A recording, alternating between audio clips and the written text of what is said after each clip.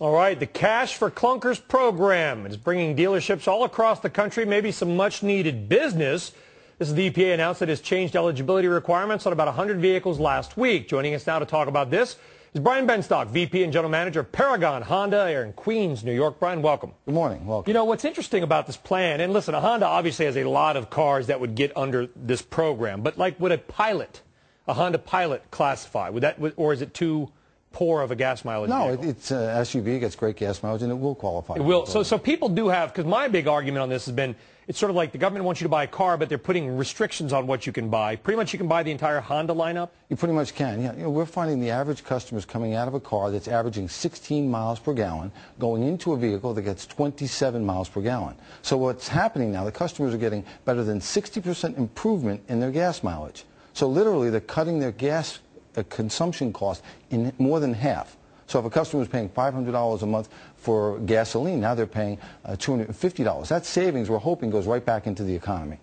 Brian, are you seeing, though, are you able to grab market share with this plan? Because people are trading in, saying gas guzzlers, if you will, that are American-made, bigger trucks, and then buying your cars, which qualify. No question about it. You know, not a single Honda vehicle qualifies as a clunker. The Honda cars, you know, by and large, have always got great gas mileage. Honda's not new to this program of producing fuel-efficient cars. So the cars we're getting on trade are mostly domestic vehicles. So basically people are getting rid of their American car for a Honda? Yeah, we're finding 69%. How's that going to help Ford, Chrysler, and GM?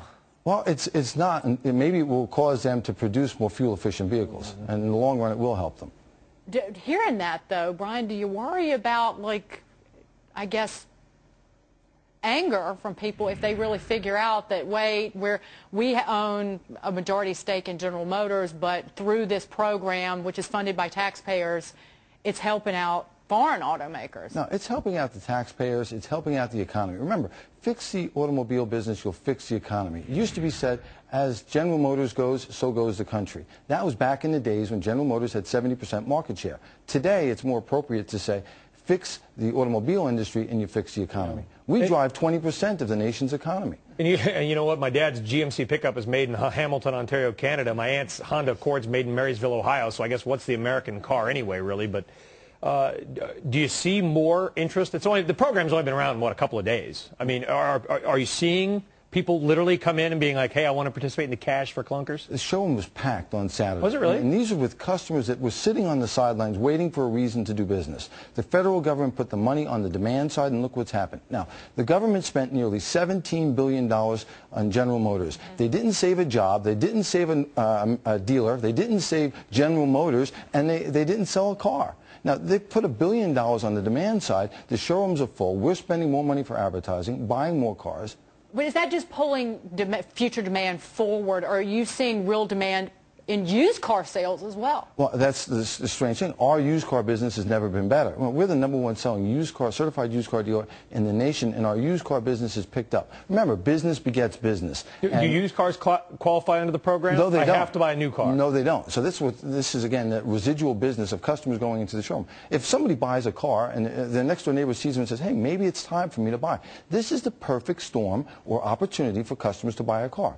Under the stimulus bill, you can... That big gas-guzzling Land Rover you drive, you can finally trade... Just put a new front end on that. And it only costs $72,000 to do it. Well, you can get $4,500 credit towards your new car. You can write off your sales tax. That won't pay for the bumper on her car. I bought that thing used, and it was like a few $1,000s. They're in the shop all the time. But again, it goes to used. People think they're getting a bargain because they're buying used. And many customers are. Remember, a certified Honda used car can last up to 250,000 miles. So if we get that car with 50,000 miles in it, it still has a lot of life left in it. Very cool. Listen, hey, I'm glad to hear somebody's got their business is being picked up. It's a program that seems to be working, which is good news. It's good news for everybody. Good news for the economy, good news for the environment, good news for the And it really doesn't take any money out of the taxpayer pocket either. In fact, it puts money back into the economy. That's the good news. It's not like we're funding something. It's like people are actually just transacting private business. That's correct. Sounds so nice. Brian Benstock, VP and General Manager of Paragon Honda. Good stuff. Thank you so much.